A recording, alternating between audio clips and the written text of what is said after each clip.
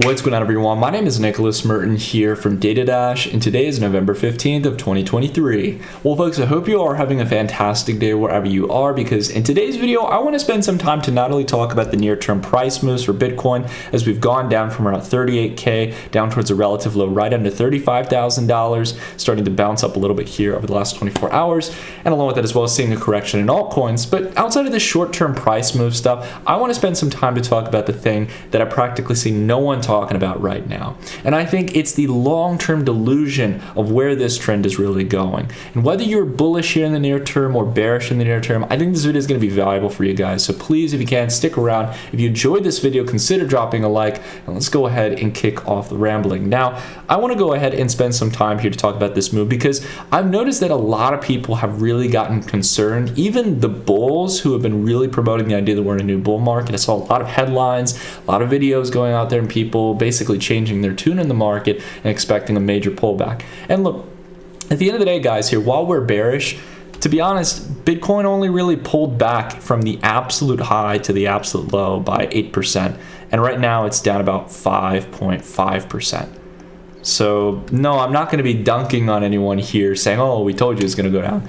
We've been betting that it's going to go down since around the 25, 32K range, and we got that wrong. But as we will be honest here on this channel, letting you guys know when we got things wrong, we're also going to let you know when we get things right.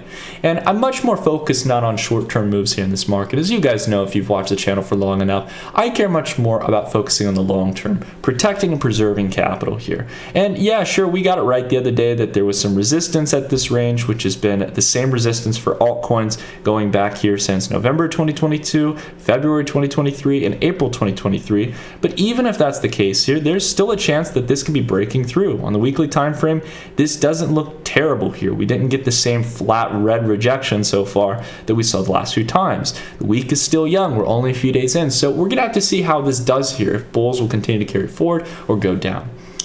Again, guys, I don't care so much about these short-term moves, and I'm not goosed up here about some pullback here in price, let alone nor am I goosed up or excited when, oh, altcoins have a couple weeks of single-digit expansion in their market cap. It's not that exciting to me. For the risk-reward profile, this doesn't look anywhere near as favorable as previous bull markets. And that's my big point I want to get to, guys. No matter where you are in the short term, if you're a more kind of short-term trader and you're going long and short and you're using leverage, whatever, it doesn't matter at the end of the day for me. What matters for me is the long-term trajectory here.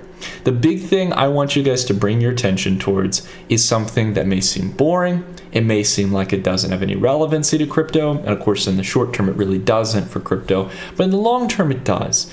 And it has to do with the consumer price index, the measurement of inflation. Now, I keep bringing up this topic here because as much as we'd like to ignore it, as much as it seems boring, remedial, it seems like something we don't want to even put our attention towards sometimes, because it's not the latest, greatest altcoin, it's not AI, it's not the latest narrative or something really exciting. It is a fundamental reality of the last few years. It is a symptom of the monetary expansion, the experiment we had back since 2020. And the legacy effects of inflation are still playing out right now. Generally speaking, the CPI annualized figure came out at around 3.2%, which beat the analyst estimate of 3.3%. And now everyone, the stock market up 2.3% the other day, juiced up and excited here that inflation is done with and that we can go back to the easy times. And the Federal Reserve, as we're starting to see in prediction markets and the CME Fed Watch tool, are now pricing in that we might get some cuts earlier this year and that everything's going to be good because the Fed is going to turn back the money printer. They're going to turn back to lower interest rates. They're going to go bring it all the way back down to 0% or maybe 1 or 2%, which will still be good because it's much better than where it is now. And they're just going to start printing money like they used to. And along with that as well, what's got markets juiced up here and led to the stock pop yesterday, I think this is the only reason here, is simply because we saw a $233 billion expansion in global liquidity. Now, again, that might sound like a lot, but you can just see here on the chart, we had $650 billion expansions, we had $1 trillion expansions within a couple weeks. back in the past, this is not big news, but it's markets again itching in, trying to get in ahead of the trend, trying to get in ahead of actually getting the job done, and betting that the Federal Reserve is just going to save financial assets. And I'm going to say something here real quick. Who can blame them? Who can blame them? You can see in the bond market, the yield curve is inverting yet again over these last few weeks, cutting back a lot of the progress here from October and November. From September and October. Who can blame them here? Federal Reserve is constantly playing this tightrope game that now, because there's some signs of slowdown, we're going to consider doing cuts, right? At the end of the day, guys, the Federal Reserve is in a catch-22. And unfortunately, there are little people letting you know about this because it is a fundamental reality. It's not so much my opinion, guys. While, yes, there are probabilities that I could be wrong on this, I'll admit that. I think there's definitely an 80% chance that we're in either one of two scenarios here. Either the Federal Reserve is going to cut the federal funds rate and is going to stop quantitative tightening, the reduction of the balance sheet, if something has broken. But I have to let you all know that this time around, the Fed does not have the luxury to lower to 0% interest rates and print a lot of money. They don't have that luxury this time around because they know that inflation will come roaring back. Now, here's the thing. If the Fed does what is likely the scenario the market's pricing in now, if they are going to just, pause rates and maybe cut a little bit here and there in the next year or so just to appease Wall Street. They're going to maybe print a little bit of money or just stop reducing the balance sheet, which, mind you, on a global scale is still at in this case, $5 trillion premium from where it was before the money printing wave came in. And just for simple math here, you're talking about well over a 20 to 25% premium from where it was before. Let's keep that in mind. Federal Reserve is going to try to appease the markets here. That's what stock market's pricing in now. And I think in many ways, Bitcoin is also irrespective of the ETF, right? That's what people are starting to price in altcoins. They're going back to the same behaviors that they took on over the last decade when money was easy. Well, I got to tell you guys something here. Money is no longer easy, and it's not going to be easy for a long period of time. Those easy days of the number going up and to the right, and those who took the most risk winning the most, I tell you guys, are likely not coming back for some time. Because inflation has reared its ugly head back in again. The symptom of complacency in monetary policy for the last decade. The absolute madness of expanding the money supply and keeping zero interest rates for the greater part of the last decade are finally coming to roost. And the thing that I really get irritated by is that people think 3.2% is great on the CPI. Let's go ahead and be honest in our opinions here. People say that they don't trust the Fed, they don't trust the Bureau of Labor Statistics, they don't trust the government. I think anyone out there who's got an ounce of street smarts and has an ounce of skepticism in them, a healthy degree of skepticism, not conspiring everything, not making everything out to be completely against the man here, but I think we know very clearly that the CPI, or the rate of inflation on an annualized basis, is not 3.2%. It is likely higher than that. And if you go to the grocery store, if you're working a day-to-day job, struggling with the cost of living, you know that.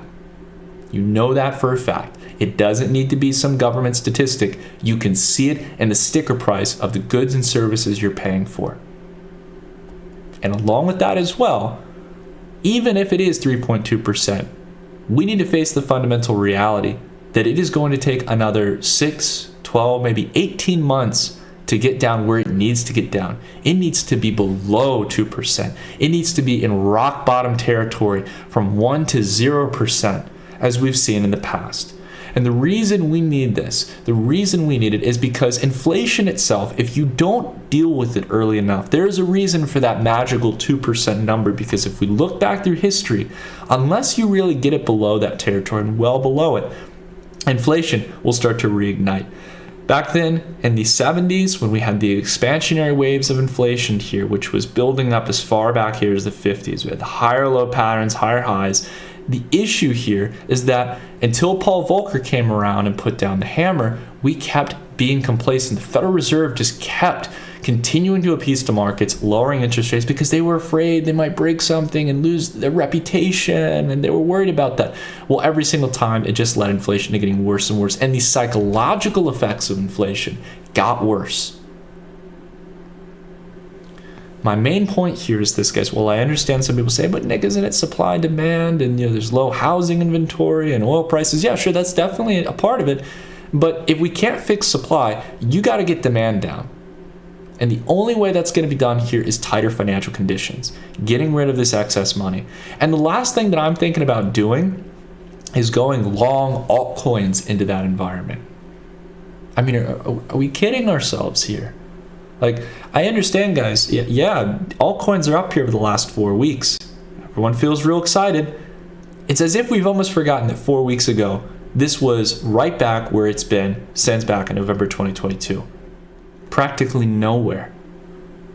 And it's as if people just want to forget that we've done this here, we've done it here, and generally speaking, we've been continuing to trend lower for the most part. Now, there are some positive signs if you are considering these descending lines of resistance and support. We didn't come back down to those lows this time. And yeah, we cleared through the resistance point here. I'm not negating that. I'm keeping an eye on the trend here. But altcoin gains that are life-changing are not made buying right here in the accumulation phase. It's made when you as a trader know it's time to get on the rocket ship and enjoy the ride. When the momentum returns here, guys. When things just go absolutely parabolic. We're not going absolutely parabolic here. Single-digit weekly gains here in altcoins, followed by the same degree of resistance in the past. That's not exciting to me. And I keep bringing it back to this point. We talked about it in the last video. We talked about it for the past couple of weeks. And this is the only point here you guys really need to keep in mind here. If you are a long-term investor, not someone who's going out trading the short-term, leverage trading and speculating, if you are someone who's wondering whether or not we're in a new bull market, you got to come back to this point. If we are not able to break through these technical levels here, I'm not that interested in altcoins. And Bitcoin, sure, is maybe the anomaly here with the ETF. Maybe this thing continues to expand, but I got to tell you guys, coming up here on 35, 38K, this is not a favorable level for me to go all in. I really don't feel like this is the period of time where you want to take excessive risk in this market, especially when you consider the kind of premium that Bitcoin is trading at here. You can do something really interesting. We've shown it in one of our prior videos. If you go through and utilize the global liquidity metric that we have, and you take Bitcoin's price and divide it, you can see here that Bitcoin is trading at its highest premium against global liquidity, not since its prior relative highs in May or June, but in this case at its highest level since April. It's in the same range it was at in January of 2021. That is not a good sign to see here. Sure, it speaks to short-term optimism, but man, I mean, what's going to be the kind of liquidity momentum that's really going to surge this? If you're betting on an ETF and the halving of it, it will definitely positively impact inflows. But the question is how much? And I got to tell you guys, even the optimistic expectations by Galaxy Digital and many of the research firms, from my understanding of analyzing stablecoins and their role in the last cycle, it's not going to be enough. And that's not even accounting for the fact that the actual spot price impact of a Bitcoin ETF has likely already happened here in October and November as BlackRock has been seeding their ETF application. And if there's not demand for more Bitcoin shares and those shares start trading, exactly where they are or at a negative discount versus the actual spot Bitcoin position that it's holding, you're going to start seeing Bitcoin's price cool down quickly because it's going to be clear that there's not the kind of demand for an ETF that people thought there was. I've gone kind of all over the place in this video because we talked about a lot of big picture stuff. We talked about the macro and inflation where you can't ignore this reality. that, we're likely in a catch-22. It's either going to be that we're in a recession, or the Fed is going to appease the markets, reinflation kicks back in, and we either going to have depression. We've talked here again about whether or not this is really an environment where altcoins, let alone the broader crypto space, has the ability to really go into a full-scale bull market. And the last thing I want to talk about here is this. And this is, I know it's going to poke some buttons here, or guys, I don't know if that's the right analogy. It's going to like tick some people off here, because I understand a lot of people are buying in here hoping that, hey, we're in another bull market. But I got to tell you something, guys. We not only see here clearly in the chart that Bitcoin has diminishing returns, this is just a reality that all financial assets will go through to some degree. And that is that at the end of the day, as markets expand, especially a particular asset like Bitcoin, it's going to be more difficult to continue growing here, to continue garnering the same kind of network effect growth that it had in the past. Going from, say, $1 to $100 is much more difficult than going from $10 to $1,000. The reason why is you need much more liquidity, you need much more users, and at one point or another, Bitcoin is likely going to find its top here to some degree versus the money supply, right? So I have no doubt as the money supply eventually maybe re-expands, Bitcoin can continue moving with it. But right now, that money supply is not expanding. It's down trillions of dollars since this last point. And we've got to ask here, with the halving event losing its effect, as sure it's a 50% reduction in the block reward with each halving, but that inflation rate is such a fraction of the overall bigger question of whether or not there's going to be more buyers or sellers when it comes to market order flow, which is what drives price in either direction. So having it isn't going to save us. We have the ETF, which will have some positive impact on inflows, but likely not enough to really kick off a new bull market. And then just looking here at the chart, irrespective of whether or not you agree with the two prior points, does this look like the same asset we've known? To me, just looking at it here at first glance, I see a declining circumstance of momentum here in the logarithmic chart. And it doesn't mean that Bitcoin can't go up, it can't make some moves. But I gotta tell you guys, there are a lot of people like myself who have been in crypto since 2016 and 2017, who have traded over the last decade during that wave of easy money, and who are sitting back and thinking, do I really want to deploy my capital here as the risk reward as favorable as it used to be in an era where the Fed would buy every dip essentially by lowering interest rates, by printing more money? They'd always come to the rescue. And anytime markets got concerned that the Fed would raise or they would do some tightening, the Fed would appease. They're not doing that as much this time around. Sure, maybe they're giving that feeling, maybe we'll cut a little bit here and there, but it's not going to be enough, guys. It's not going to be enough for this to really kick off. That's the only warning here that I would say, like, for my opinion on this market. You guys come here for my honest take here. I can give you nothing more, nothing less. It's my honest opinion.